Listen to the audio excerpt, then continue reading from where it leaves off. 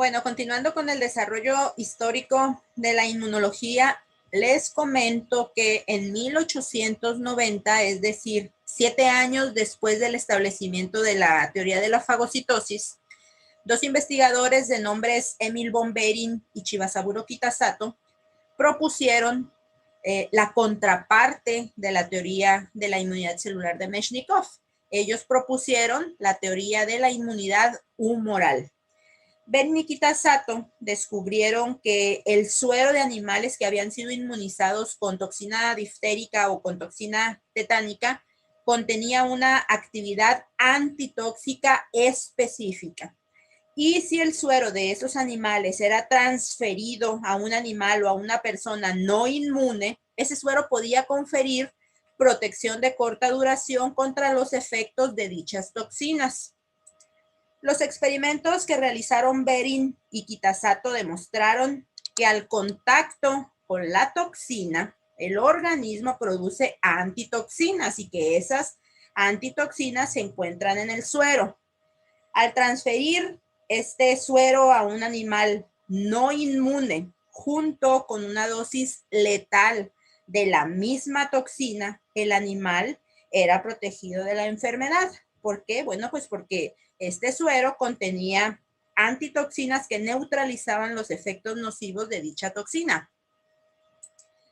Behring y Kitasato también determinaron que la actividad antitóxica del suero de animales inmunes era específica, ya que si el suero provenía de un animal que había sido inmunizado con toxina tetánica, por ejemplo aquí, bueno, pues ese suero no protegía a un animal no inmune contra los efectos de una toxina diferente, como la toxina diftérica. Es decir, esta toxina y esta toxina deberían de ser iguales para que se presentara la neutralización de la misma y la protección del animal no inmune. La actividad antitóxica del suero se debía a sustancias que se unían de un modo específico a las toxinas y que neutralizaban su efecto. Es por eso que inicialmente a esas sustancias se les denominó antitoxinas. Hoy sabemos que son proteínas, particularmente o específicamente son glicoproteínas y se conocen como anticuerpos. Como esas antitoxinas o anticuerpos se encontraban en un líquido corporal, el suero, y antiguamente a esos líquidos corporales se les conocía como humores, Behring y Kitasato establecieron su teoría de la inmunidad humoral para tratar de explicar los mecanismos responsables de la defensa, lo cual difería mucho de lo que Meshnikov con su teoría de la fagocitosis había propuesto. En 1891, Behring salvó a una niña con difteria utilizando suero de caballo que había sido previamente inmunizado. Al cabo de 3 años se habían inmunizado 20,000 niños alemanes con una vacuna contra la difteria. Por este notable logro, Behring recibió el Premio Nobel de Fisiología y Medicina en 1901. Después de los experimentos de Behring y Kitasato, quedó claro que podía inducirse la producción de anticuerpos contra una amplia gama de sustancias, no solamente contra las toxinas. Entonces ese nombre de antitoxinas ya no era tan correcto. Por ello se le cambió el nombre de antitoxinas a anticuerpos. Y a las sustancias capaces de estimular la generación o la producción de anticuerpos se les llamó antígenos. Ese término se deriva de estas dos palabras en inglés, y por eso en español a esta sustancia se le denomina antígeno. Los antígenos pueden ser de cualquier naturaleza química. La mayor parte de ellos son proteínas, pero pueden ser lípidos, carbohidratos, ácidos nucleicos, glicolípidos, glicoproteínas, lipoproteínas, etc. Lo que sí es que entre más complejos sean estructuralmente hablando, mayor es su capacidad para generar una respuesta inmunológica. Los antígenos pueden ser extraños o pueden ser propios. En ciertas situaciones anormales, ya les había mencionado, que algunas moléculas propias del individuo pueden estimular la producción de anticuerpos y activación de los linfocitos T.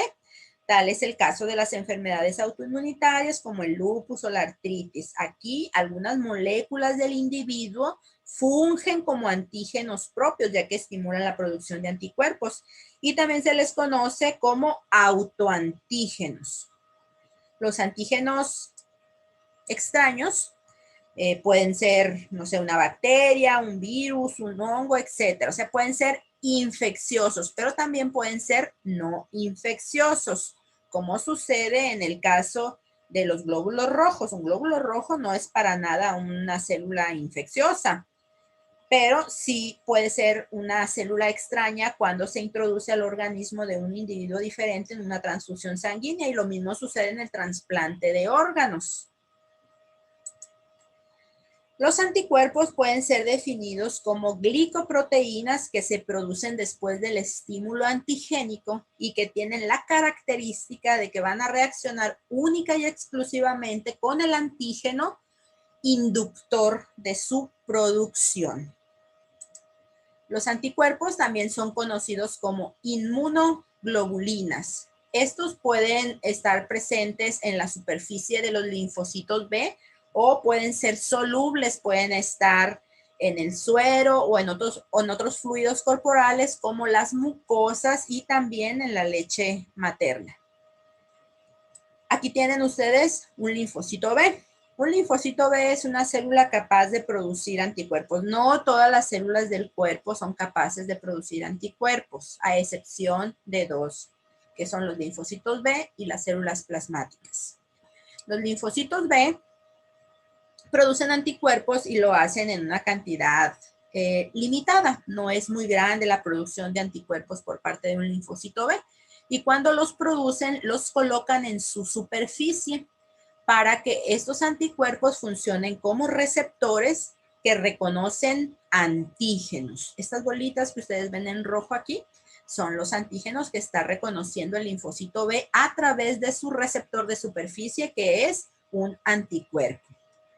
Una vez que se lleva a cabo el reconocimiento del antígeno por el receptor del linfocito B, esta célula se va a diferenciar o se va a transformar en una célula que se conoce como célula plasmática. Esta célula cambia su forma, cambia su morfología y va a producir ahora una gran cantidad de anticuerpos, y esos anticuerpos no los va a poner sobre su superficie, sino que los va a liberar o los va a secretar a la sangre para que a través de ella estos anticuerpos lleguen a los sitios en donde están los antígenos que indujeron su producción y poder llevar a cabo la eliminación de los mismos.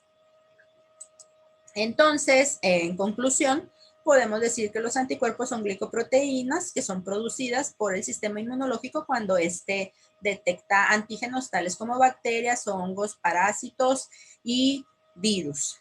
Estos anticuerpos se encuentran localizados en la superficie de los linfocitos B, donde funcionan como receptores.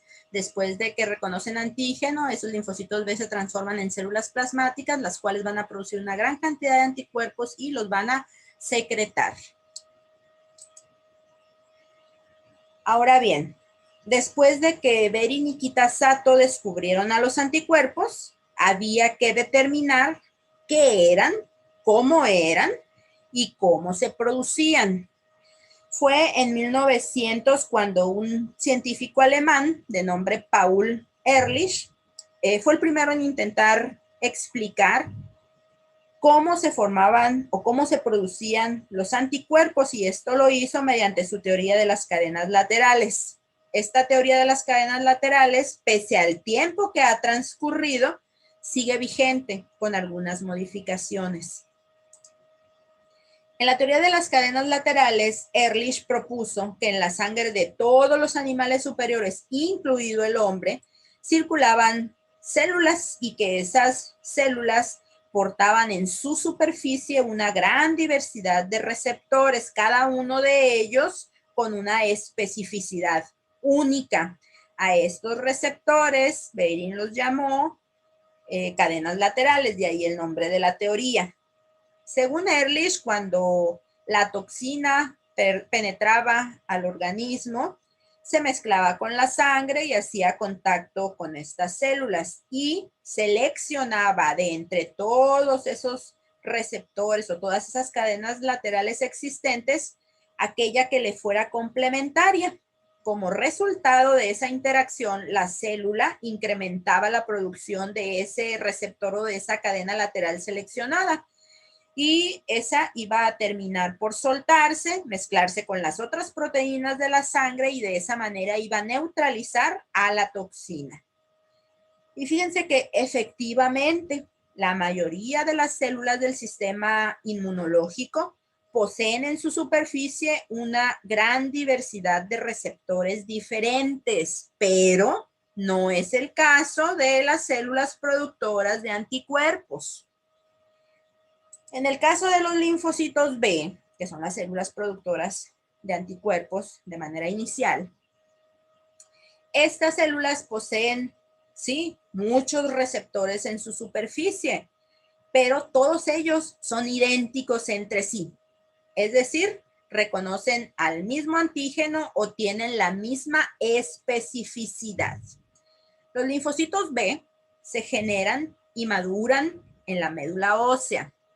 ¿Qué quiere decir que maduren? Bueno, la maduración de los linfocitos B consiste precisamente en la adquisición de ese receptor, de ese anticuerpo en su superficie que le va a permitir llevar a cabo su función, que es de manera inicial la de reconocer al antígeno.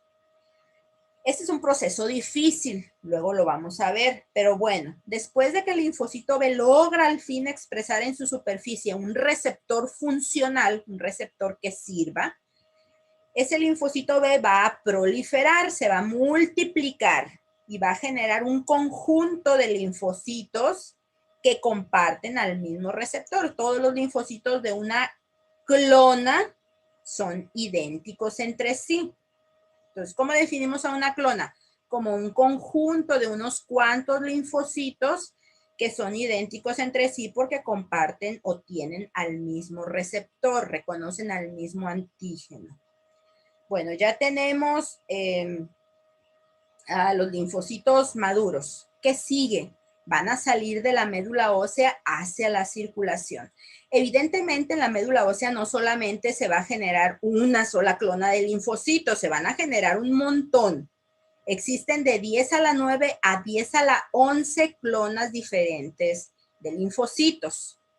Bueno, entonces ya tenemos aquí a las clonas, a las diferentes clonas, aquí están representadas por diferentes colores y si ustedes se fijan los receptores en la superficie que son anticuerpos son diferentes. Reconoce cada una de estas clonas antígenos diferentes.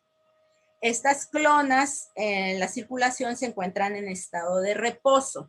Cuando el antígeno entra al organismo va a seleccionar de entre todas estas clonas a aquella clona que tenga los receptores específicos para él. Y entonces en ese momento se va a llevar a cabo una interacción entre el receptor del linfocito B y el antígeno y esta clona va a salir de su estado de reposo. Se va a despertar, se va a activar, se va a multiplicar para llevar a cabo la eliminación de ese antígeno. Ya sabemos que esta célula, después de multiplicarse, se va a transformar en una célula plasmática que produce y secreta una gran cantidad de anticuerpos y esos anticuerpos van a ir a buscar al antígeno para eliminarlo. Esto que les acabo de decir es lo que enuncia la teoría de la selección clonal que fue propuesta por McFarland Burnett en 1959. Si ustedes se dan cuenta, no difiere mucho esto de lo que propuso en su teoría de las cadenas laterales Paul Ehrlich. Pero a diferencia de que lo que Ehrlich propuso lo hizo casi 60 años antes de esta teoría. De ahí la importancia de la teoría de las cadenas laterales. Bueno, entonces ya sabemos cómo es que se producen los anticuerpos. En 1920 se determinó que los anticuerpos eran proteínas. En aquella época ya se tenía la sospecha de que probablemente los anticuerpos eran proteínas, pero había que demostrarlo. Y fue este señor, Michael Heidelberger, al que se le ocurrió una forma muy sencilla, pero muy ingeniosa de demostrarlo. Fíjense que en aquel entonces, en 1920, era más que imposible tener a un anticuerpo en su estado puro para poder estudiarlo. La única forma en la que podía obtenerse el anticuerpo en una forma más o menos pura era haciéndolo reaccionar con su antígeno específico. Entonces íbamos a tener para estudiar a un complejo antígeno-anticuerpo, y eso fue lo que él hizo. Y además, basándose en que ya se sabía que las proteínas tenían un porcentaje aproximado de nitrógeno de 14%, Heidelberger utilizó como antígeno para inmunizar a un animal de laboratorio polisacárido de neumococo completamente libre de nitrógeno. Veamos. A este animalito de laboratorio le inyectó un antígeno. Cuando a un animalito de laboratorio o una persona se pone en contacto con un antígeno, pasan aproximadamente 7 días para que en el suero de este animal o de esas personas se detecte a los anticuerpos.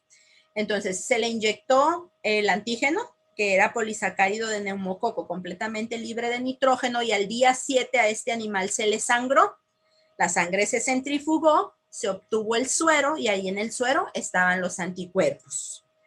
Ese suero ya in vitro se hizo reaccionar con el antígeno específico, es decir, con el polisacárido de neumococo completamente libre de nitrógeno. ¿Y qué es lo que yo obtuve? Un complejo antígeno-anticuerpo. Bueno, yo no lo obtuve, lo obtuvo Heidelberger. Ese complejo es un precipitado. Ese precipitado se lavó y luego se le analizó el porcentaje de nitrógeno que contenía, y el porcentaje que arrojaron sus resultados fue de un 14%. Ese 14% correspondía enteramente a la molécula de anticuerpo, porque él había utilizado como antígeno a un polisacárido completamente libre de nitrógeno. Entonces, la conclusión a la que se llegó fue que los anticuerpos eran proteínas. Ok, ya se sabía que los anticuerpos eran proteínas. Tiselius y Cabot quisieron conocer a qué fracción de las proteínas séricas pertenecían los anticuerpos. Ya sabemos que las proteínas séricas pueden ser albúminas o pueden ser globulinas. De las globulinas hay alfa, beta y gamma. Entonces, ¿qué fue lo que hicieron Tiselius y Cabot? A un animal de laboratorio nuevamente se le inyectó un antígeno. En este caso fue la ovoalbúmina. Al día 7 se obtuvo sangre de este animal.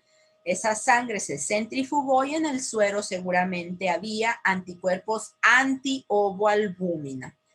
Ese suero se dividió en 2 partes. Una de esas partes fue sometida a un análisis cromatográfico y se obtuvo este gráfico.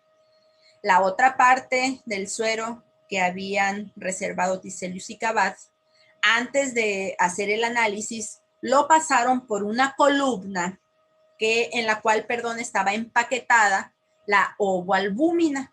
Entonces, los anticuerpos presentes en el suero, los anticuerpos anti-ovoalbúmina, obviamente iban a quedarse unidos a la ovoalbúmina empaquetada en la columna. El suero residual fue sometido al mismo análisis y se obtuvo este gráfico. Si ustedes observan, los picos correspondientes a las gamma globulinas y a las beta globulinas se ven disminuidos, lo cual significa que a esas fracciones es a la que pertenecen los anticuerpos, porque los anticuerpos se habían quedado en la columna pegados a su antígeno, y por eso estos picos se disminuían. Entonces, la conclusión fue que los anticuerpos pertenecen a la fracción de las globulinas, principalmente a las gamma y a las beta globulinas, y es por eso que a los anticuerpos se les denomina inmunoglobulinas, porque son globulinas que confieren inmunidad. Bueno, pues ya vimos cómo se producen los anticuerpos y cómo es que se demostró que eran proteínas. En lo que se refiere a la estructura, bueno, pues también conocemos los detalles. Sabemos que una molécula de anticuerpo tiene 4 cadenas polipeptídicas en su estructura. 2 de esas cadenas, estas que están aquí, son cadenas H o cadenas pesadas. Y estas 2 de los extremos son las cadenas L o cadenas ligeras. Cada una de estas cadenas ligeras se encuentra unida a una cadena pesada a través de puentes o enlaces disulfuro. Y las 2 cadenas pesadas se encuentran unidas entre sí también a través de puentes disulfuro. Esta región que les estoy señalando aquí se conoce como región de bisagra y es una región que le permite a la molécula de anticuerpo tener flexibilidad. Es decir, esta región bisagra le permite a la molécula de anticuerpo poder abrir o poder cerrar estos bracitos del anticuerpo. ¿Qué peso molecular en total tiene una molécula de anticuerpo? Tiene un peso molecular de 150 kilodaltones. Las cadenas pesadas tienen un peso molecular de 50 kilodaltones, mientras que las cadenas ligeras pesan 25 kilodaltones. En la molécula de anticuerpo existen 2 regiones.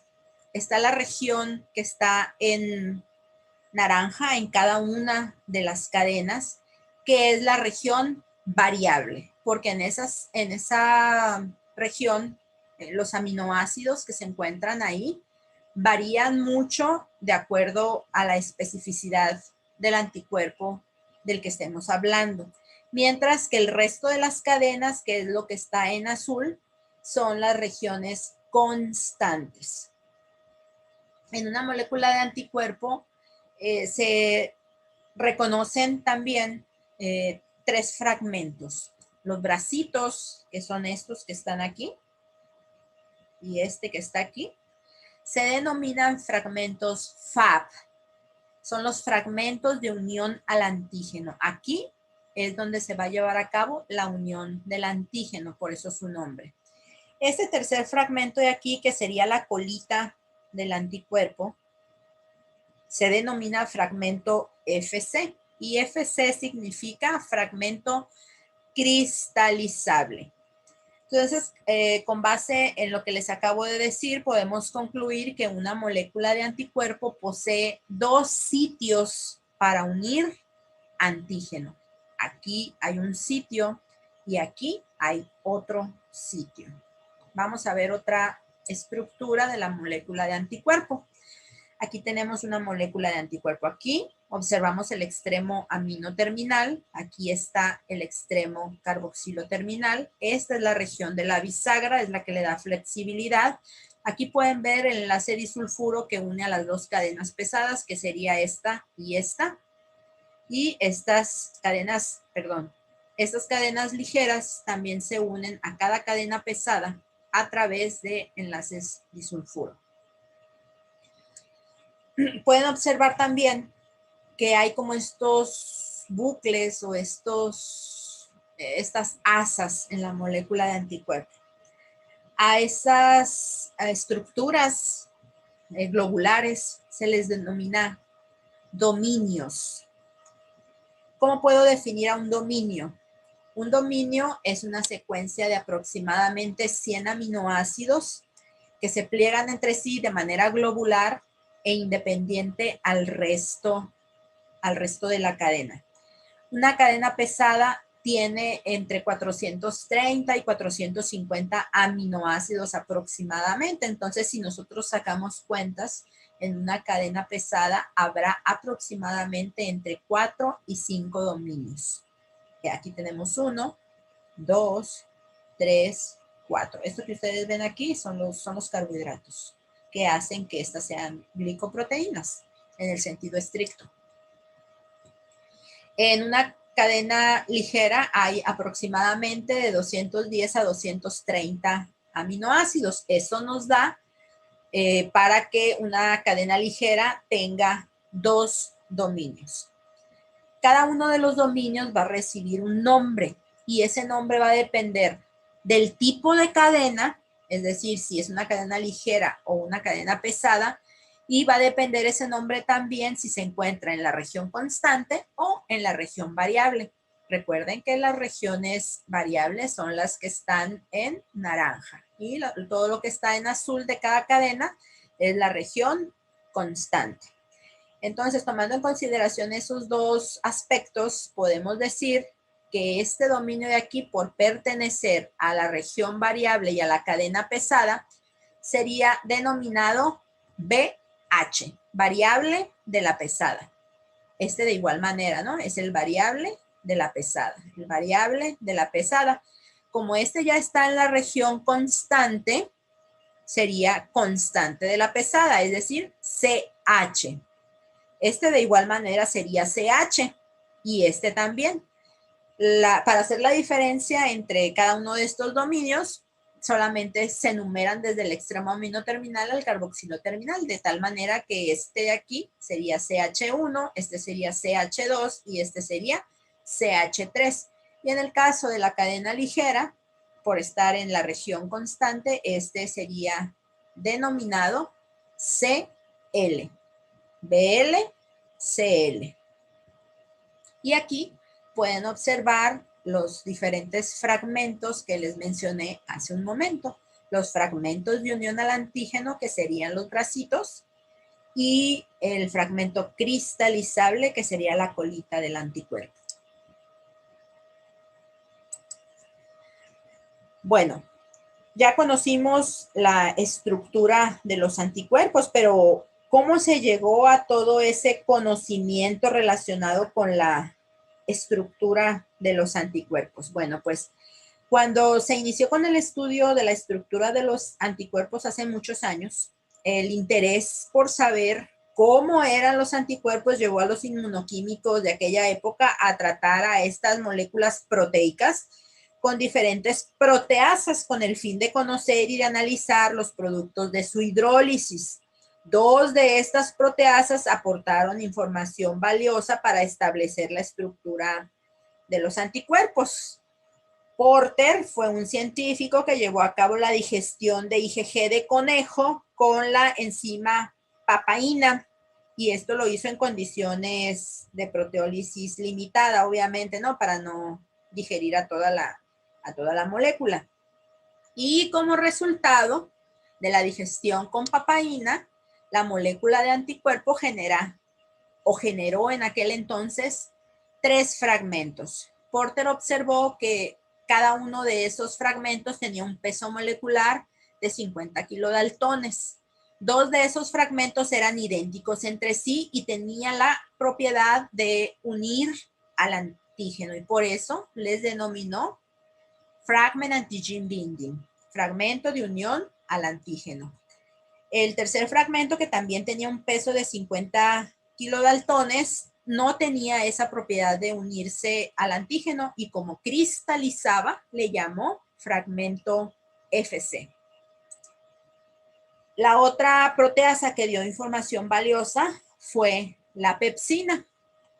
Si ustedes ven esta imagen, pueden darse cuenta que el corte de la papaína de la molécula de anticuerpo ocurre por encima del puente disulfuro que une a las dos cadenas pesadas. Es por eso que se generan los 3 fragmentos. Pero la pepsina tiene un sitio de corte diferente. Ella cortaba debajo del puente disulfuro y es por eso que se generaba un fragmento de 100 kilodaltones, que es este que está aquí, al cual se le denominó FAB2, porque estaban los 2 FAB unidos. El resto de la cadena de anticuerpo era digerida a pequeños oligopéptidos. El FAB2 tenía sus sitios de combinación para el antígeno intactos y era capaz de reaccionar con el antígeno específico.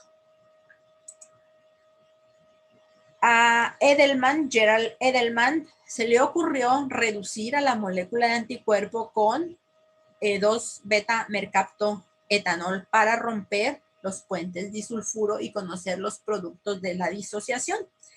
Y él, cuando trató a la molécula de anticuerpo con este agente reductor, observó que la molécula de anticuerpo se disociaba en 2 componentes diferentes. 2. Uno de ellos tenía un peso de 50 kilodaltones y el otro de 25. Entonces, si nosotros sumamos, nos da 75 y esto era apenas la mitad del peso molecular que ya se sabía en aquel entonces que era de 150 kilodaltones, el peso molecular de un anticuerpo. Entonces, se dedujo o se llegó a la conclusión de que entonces había 2 componentes de 50 kilodaltones y 2 componentes de 25. A aquellos componentes o aquellas cadenas polipeptídicas que tenían el peso de 50 kilodaltones se les llamó cadenas H o pesadas. Y a las de 25 kilodaltones se les llamó cadenas ligeras o cadenas L. Posteriormente, el mismo Edelman se encargó de secuenciar cadenas pesadas y ligeras de anticuerpos de diferentes especificidades y encontró que los primeros 100 aminoácidos, es decir, el primer dominio de cadenas pesadas y ligeras, era el que variaba en secuencia de aminoácidos, mientras que el resto de la cadena permanecía relativamente constante. Es por eso que en una molécula de anticuerpos se distingue en 2 regiones. El primer dominio, tanto de la cadena pesada como de la cadena ligera, constituyen la región variable, mientras que el resto de las cadenas constituyen la región constante. Con todos estos datos, en 1959, Edelman y Porter dilucidaron la estructura general de los anticuerpos y por ello recibieron el premio Nobel en 1972. Entonces, hasta este punto podemos concluir que los anticuerpos son muy importantes en la defensa del organismo, al igual que lo son los fagocitos. Vimos entonces fagocitos y anticuerpos. Recordemos que en 1883 la teoría de la inmunidad celular de Meshnikov y en 1890 la teoría de la inmunidad humoral de Behring y Kitasato fueron establecidas y a partir de ese momento las 2 teorías entraron en disputa, defendiendo cada una de ellas su propuesta, hasta que en 1904 vino la conciliación de las 2 teorías, al demostrarse que tanto las células fagocíticas como los anticuerpos participaban en la defensa del organismo ante las sustancias extrañas. Este señor, Almond Wright, demostró que los anticuerpos unidos al antígeno potenciaban o amplificaban la capacidad fagocítica de macrófagos, neutrófilos, monocitos en contra de ese antígeno. A este proceso de facilitación, potenciación o amplificación de la fagocitosis se le conoce como opsonización.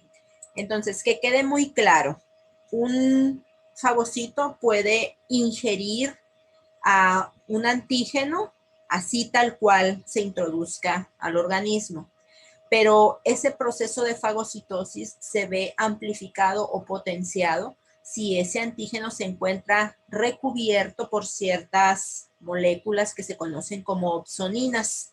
Las opsoninas pueden ser los anticuerpos o pueden ser algunos fragmentos de complemento.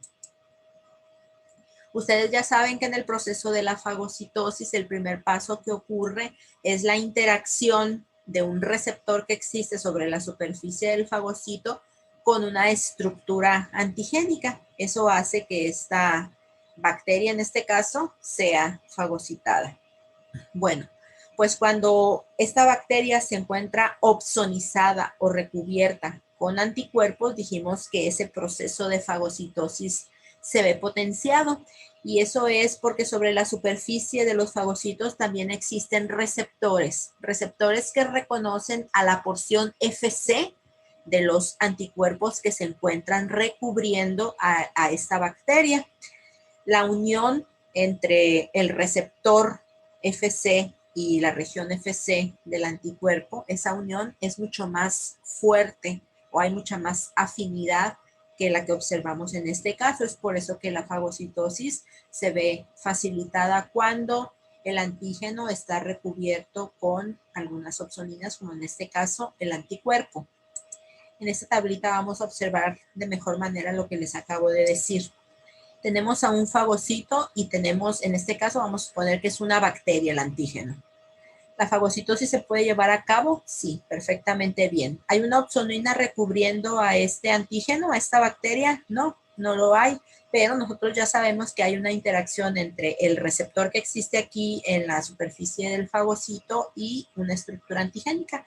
Y la unión que existe entre ese receptor y esa estructura antigénica es más o menos buena. Si esta bacteria se encuentra recubierta por un anticuerpo, entonces esa unión va a incrementarse porque este fagocito, además de aquellos receptores que ya mencionamos, también tiene receptores para la porción FC de los anticuerpos. Como les digo, esa unión es más fuerte. Entonces el proceso de la fagocitosis se amplifica. Ahora bien, sobre la superficie de los fagocitos, además de esos receptores de aquí, los receptores para la porción FC de los anticuerpos, también hay receptores para algunos fragmentos de complemento. Ahorita vamos a ver qué es complemento. Ese fragmento de complemento que funciona como opsonina se llama C3b. Entonces, la unión del C3b que se encuentra opsonizando o recubriendo esta bacteria se une al receptor C3b que existe sobre la superficie del fagocito y esa unión es aún más fuerte. Entonces, el proceso de la fagocitosis se potencia aún más. Y si la bacteria o el antígeno está opsonizado o recubierto tanto con anticuerpos como con el C3b, pues la unión de los receptores con estos fragmentos es muchísimo mayor y la fagocitosis se potencializa aún más. Yo siempre les explico a mis alumnos el proceso de la opsonización como si a una persona le gusta, por ejemplo, una ensalada, pues se la come. Pero si a esa ensalada le ponemos una opsonina, es decir, le ponemos un aderezo, nos la comemos con más gusto. Entonces es más o menos lo que sucede con el fagocito. El fagocito puede ingerir a un antígeno, pero el proceso de la fagocitosis se va a incrementar o se va a potenciar si ese antígeno se encuentra recubierto con las opsoninas. Esas opsoninas pueden ser los anticuerpos o pueden ser algunos componentes del complemento como el C3b, entre otros. Hay otros ejemplos de opsoninas que por el momento nos vamos a quedar solamente con estas dos que les acabo de mencionar. Vamos con lo que sigue, pues estábamos hablando de complemento, pues hablando de él, les digo que en 1894 Jules Bordet determinó que en el suero, además de los anticuerpos que ya habíamos dicho que existían, había otro componente que tenía actividad lítica también, pero que a diferencia de los anticuerpos era termolábil, es decir, que era sensible a las temperaturas elevadas, a diferencia de lo que sucede con los anticuerpos que son termoestables. Las altas temperaturas a los anticuerpos no les hacen nada. Entonces, Bordet hizo el siguiente experimento. Él inmunizó animales de laboratorio con bacterias. Al día 7 obtuvo el suero de estos animales inmunizados que tenían anticuerpos antibacteria. In vitro hizo reaccionar a ese suero con las bacterias con las que había inoculado al animal de laboratorio. Eso lo hizo a 37 grados centígrados y no observó crecimiento bacteriano, puesto que este suero a 37 grados centígrados se encargaba de lisar o de destruir a esas bacterias. En ese momento, esa capacidad lítica se le atribuyó por completo a los anticuerpos. Pero resulta que cuando Bordet hizo exactamente lo mismo, pero ahora calentó el suero a 56 grados centígrados, temperatura a la cual los anticuerpos son perfectamente estables, se observó el crecimiento bacteriano, es decir, no hubo lisis de las bacterias. ¿Por qué? Si a esa temperatura los anticuerpos están perfectamente funcionales. Bueno, la conclusión a la que se llegó es que además de los anticuerpos en ese suero debía haber otro componente que le ayudaba o que complementaba la acción lítica de los anticuerpos, pero que a diferencia de los anticuerpos, esas temperaturas de 56 grados los destruían.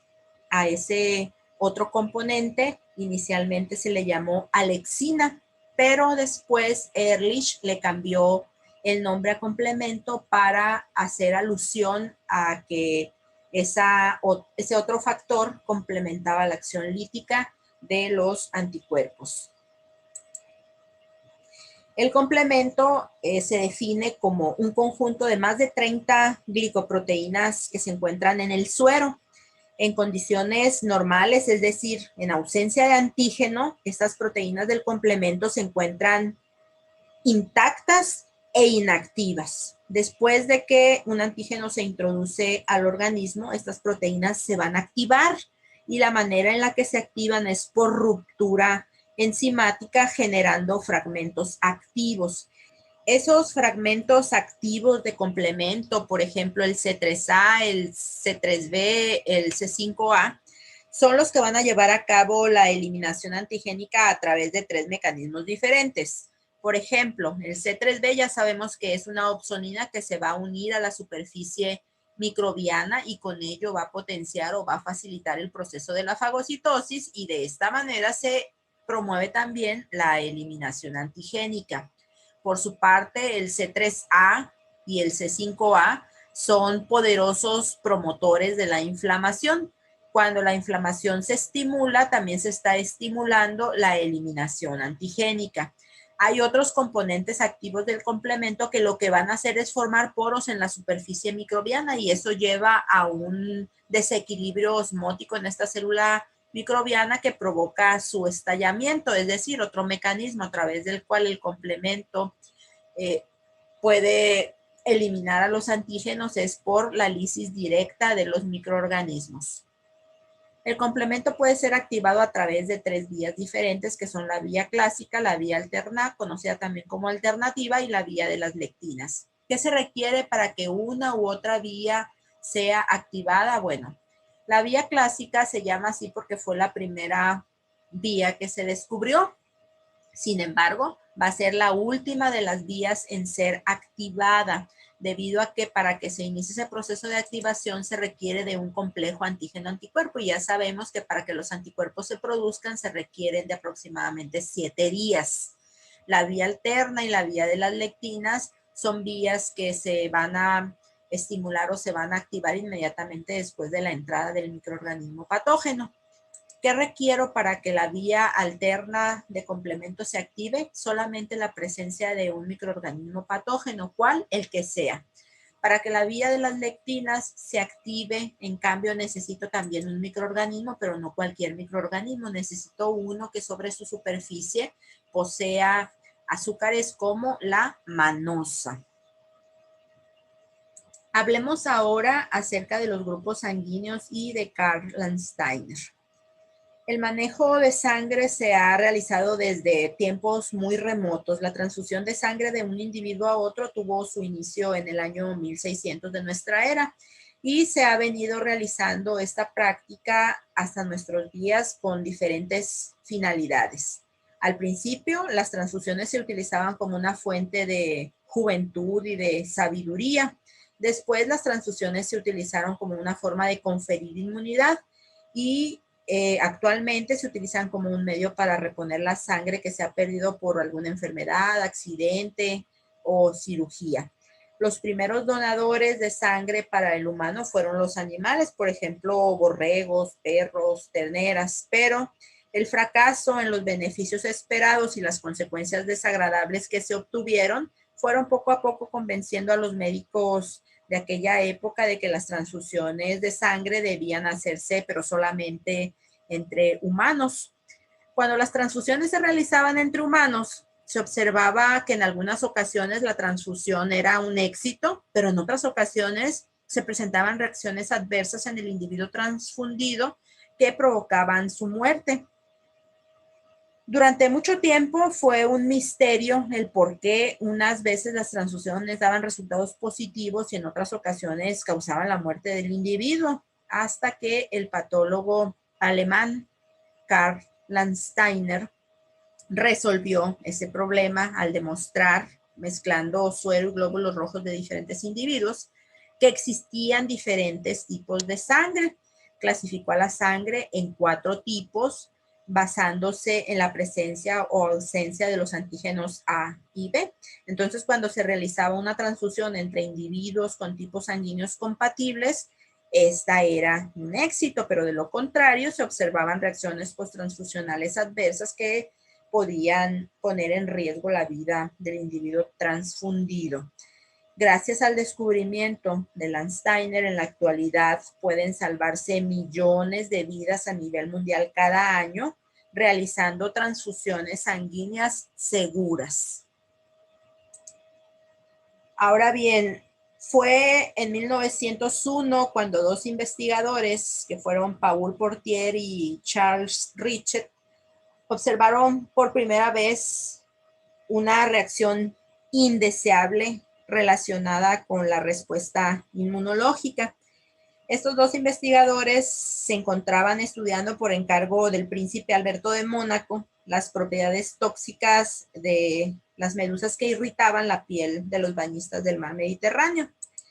Y ellos, trabajando con los extractos glicerinados de estas medusas, observaron que cuando administraban una pequeña cantidad del extracto en perros que 20 días antes habían recibido una primera dosis de ese mismo material sin consecuencia alguna, en pocos segundos estos animales mostraban síntomas de asfixia, de parálisis, diarrea, vómito con sangre, para fallecer minutos más tarde.